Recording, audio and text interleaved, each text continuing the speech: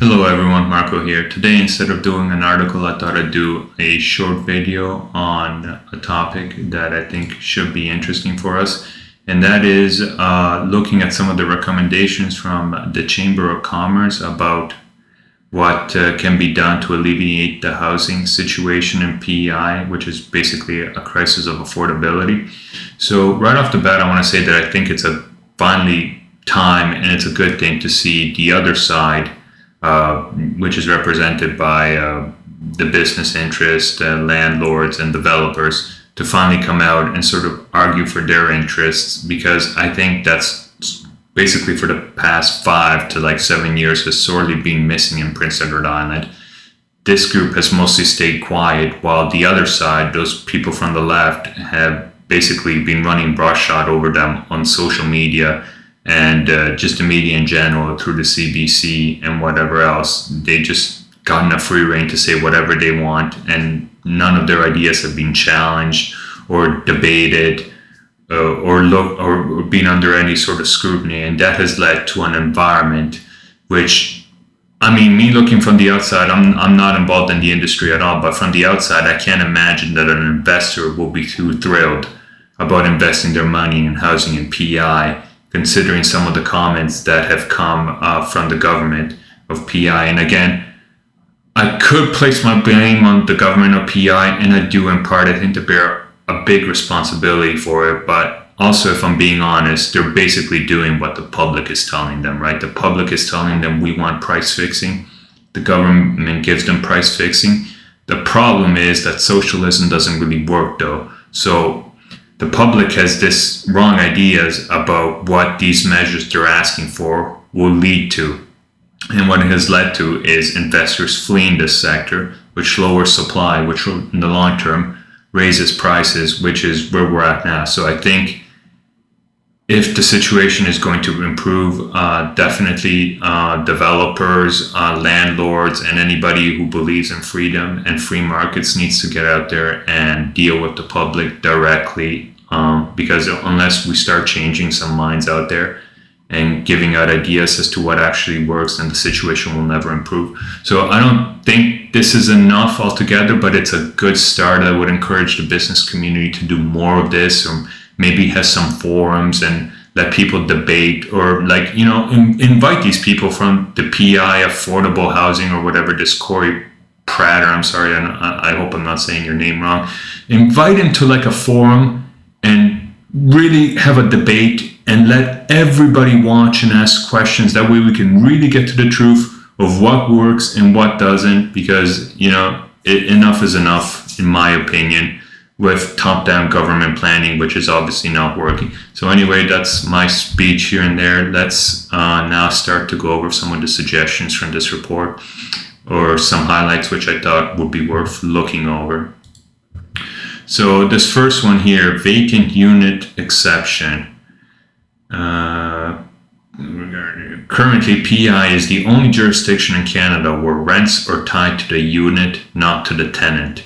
This means a landlord cannot increase rent after a tenant has moved out at all if the unit was already increased to the maximum allowable amount that year.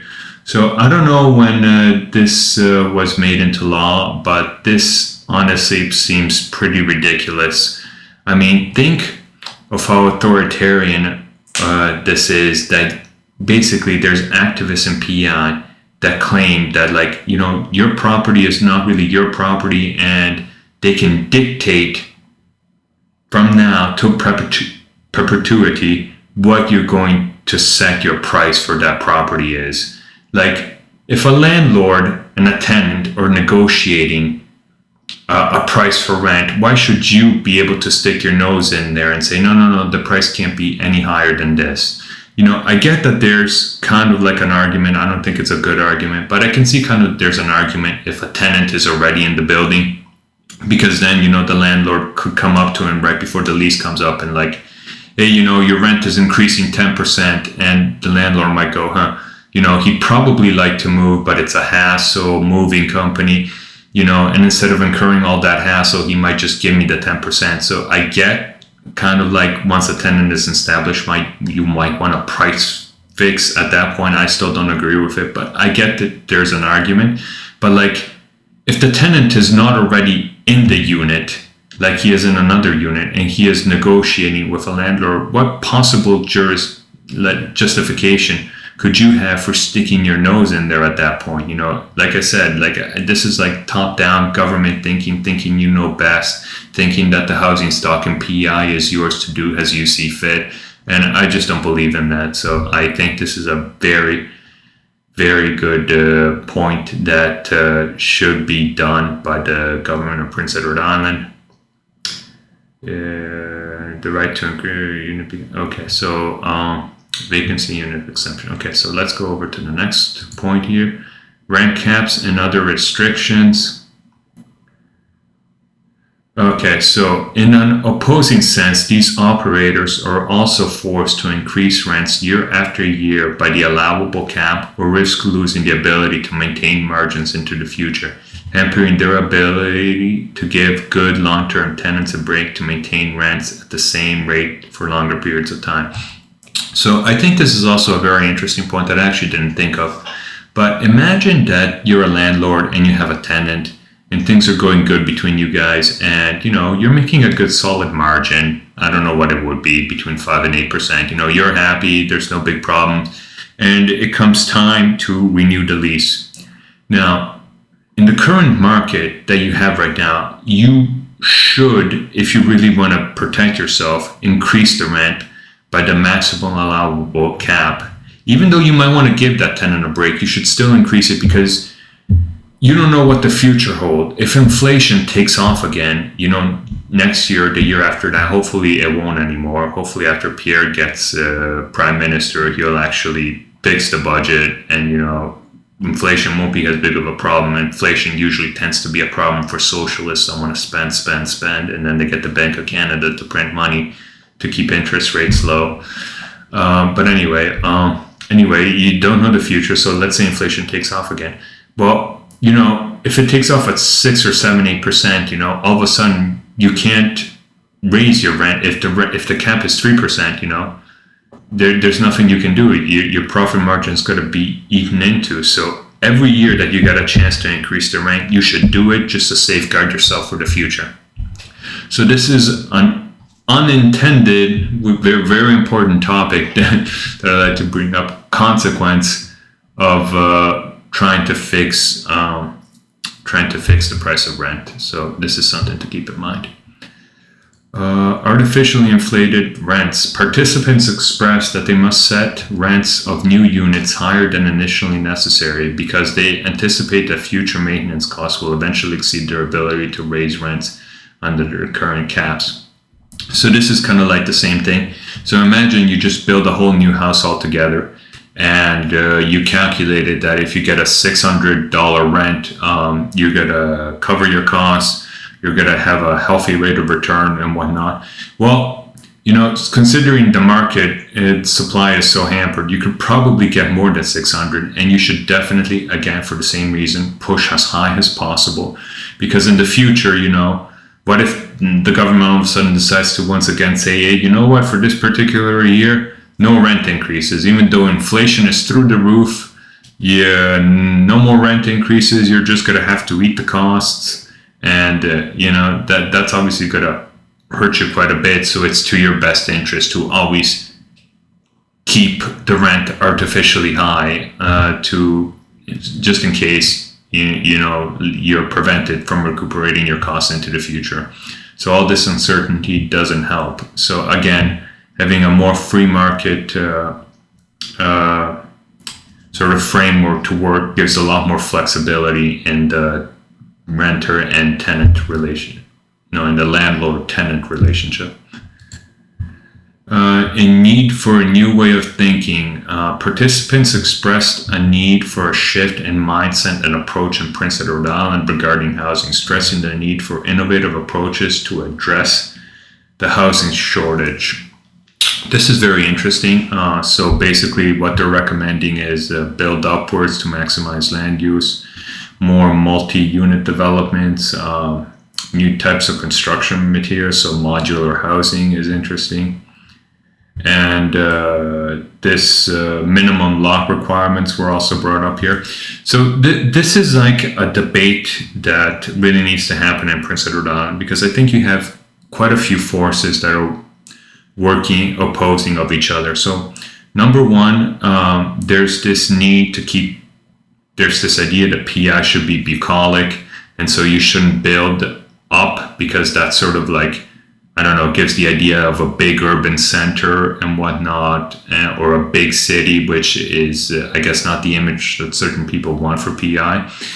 And then again, there's this need to protect farmland, that Prince Edward Island should always be first and foremost a farming community or whatnot. And then there's this idea also that PEI though should continuously grow.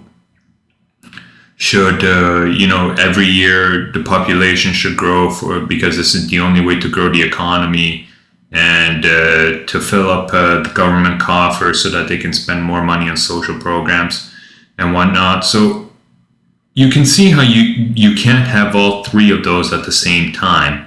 If you have a policy of constantly increasing the population, then you're going to have to give up on farmland. And if you don't want urban sprawl, then you have to start building upwards. Like, you can't have all three of these forces going forward at the same time. You have to make up your mind about what you want. And from what I see, like, there hasn't really been a debate in PEI that has involved the public about any of this. Certainly not about population growth that I've seen. Like, do you want the population to keep increasing indefinitely? I don't know. I don't know if politicians have ever had a conversation with their constituents about that. I don't know. So anyway, that's important to keep in mind. And then the other thing here is, like, this is really important about more multi-unit developments. This could be not an easy fix, but this could be a solution for PEI in particular. So, little story time, okay? So my family immigrated to PEI when I was 10 years old. And one of the first things, it was kind of like a shock to me when my father was driving us around to show us the place. Because coming from Italy, like, most people don't live in a house in Italy. You live in a condominium, and you're pretty well off if you live in a condominium that has like 12 to 24 units. A lot of people live in big condominiums that are like 50, 100 units, And like the people that actually live in a house that have a backyard, we literally say they have a villa. They're like considered like really well off. And so imagine my shock when we're rolling through like PEI and everybody's got a house with a backyard. Like, even like some of the, like, what you might consider lower class, or like at the bottom of the income percentile, like even they can get a house with a backyard. Maybe not as big as some of the other ones, but just about everyone had one. And that was kind of like a shock to me, But I think now that going into the future, we have to face the idea that sort of like Western civilization and just Western countries overall are on the decline, right? For one reason or another. And we can explore this further. Western countries the population is getting sicker, more in debt.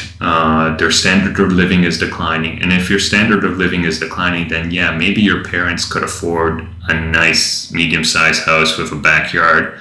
But you have to sort of accept the idea that maybe the future generations will have to be kind of like packed into sardines, into like European-style condominiums, where like instead of like, like this minimum lot requirements, like I guess they're saying that one developer here wanted to use these lots and put like 5, like, let's see, during the round tables, our chamber also heard from that minimum lot requirements, both units and outside are too large, and there is opportunity for more units if these requirements. Developer members express wanting to build more units.